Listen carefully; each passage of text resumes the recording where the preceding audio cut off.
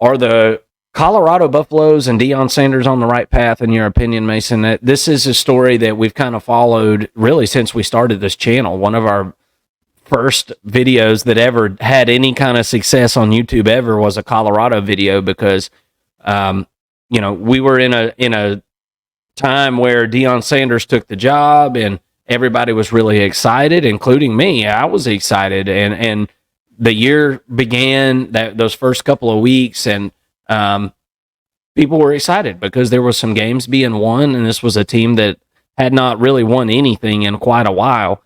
Had not been relevant since the 90s, relevant at all. So naturally, there was a lot of excitement and all that good stuff. But the more and more this thing has went on, the more and more I feel like this is a damn circus. I read an article yesterday, and we talked about it on the phone a little bit earlier today. But you've got the Sanders family is they're trying to take a family approach to running this program. And look, I run a family business. Okay, I'm part of a family business. Let me tell you something. It's very difficult to do it on a small scale. Okay, and I consider my business to be a small, very small business, not some kind of high stress. Nobody's dying if we don't get our job done right, type of thing. We're not making $50 million a year, anything like that, whatever. And this program's generating more than that, but you just use that figure.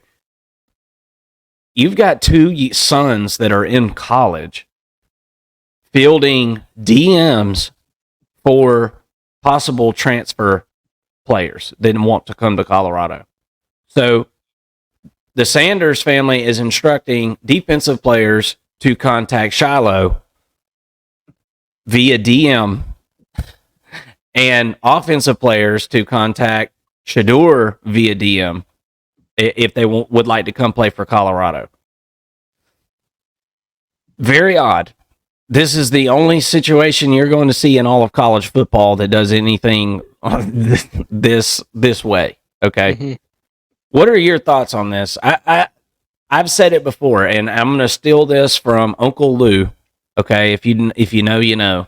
Very entertaining college football guy on YouTube. I like to browse his stuff from time to time, but I think he said this very accurately. Deion Sanders is a team mom with a gold whistle. Mm. And I firmly believe that that's the case. Were they better last year than they were the year before? Yes. That's great. They caught a little bit of lightning in a bottle for 2 or 3 games there. The rest of the season was pretty bad. Are they on the right trajectory, or are they stuck in the rut? What's your thought? It's tough to say. I mean, they're losing a lot of their offensive linemen to the portal now, as we speak. I mean, guys are going in like right now. People, it's not a good thing, right? People are leaving the program. It doesn't really matter.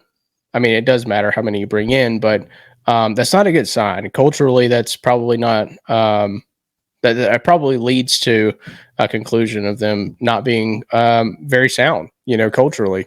And ultimately, I think if you look at things with the idea that that Deion Sanders is going to leave after Shedeur Sanders and Shiloh Sanders both go to the NFL, supposedly, then it makes a lot of sense that Deion would not be recruiting, right, high school players. He only wants to recruit the transfer portal guys, the guys who he can put together on a team to help Shedeur get drafted. Put some good players around him, give him a good offensive line, a couple weapons at receiver and a decent running back, and let's go get you into the first round, into the NFL as a first round draft pick. And then on defense, I mean, they really don't play defense. Other than their secondary, there's nothing to like about Colorado's defense. I mean, they are not gap sound.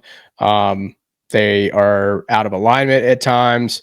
And it is a little bit of a circus show whenever they go and play. And it seems like Deion Sanders feeds into that and wants him to talk crap in the middle of a game or before the game, and really just show poor gamesmanship, in my opinion, when it comes to football. And it makes it, less of a gentleman's game and more of I don't even know what to call it. I mean, more of a like a jawing match, and less about football. So like a episode of Jerry Springer or something out there before the game gets started, like thug culture. Yeah. Like, yeah, come on, man.